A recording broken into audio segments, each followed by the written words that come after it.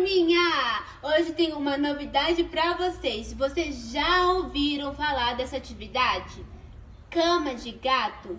Ela é bem simples, bem fácil, bem prático e bem divertido e bem legal, aonde vocês vão arrasar.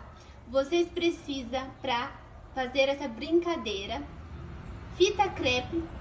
Se vocês não tiver, pode ser fita adesiva ou fita colorida.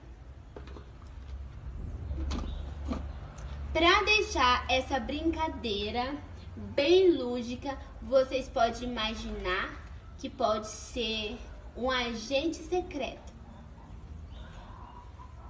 Eu vou jogar esse dado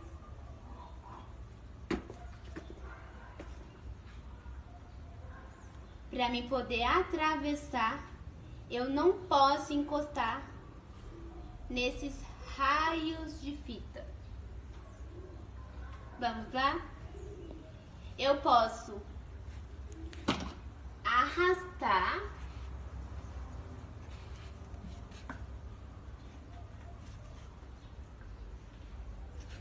só que eu não posso encostar nessas fitas de raios, tá?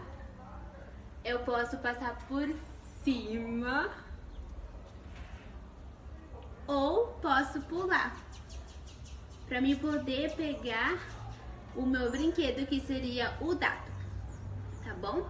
Espero que vocês gostem, brinque bastante, se diverte, tá?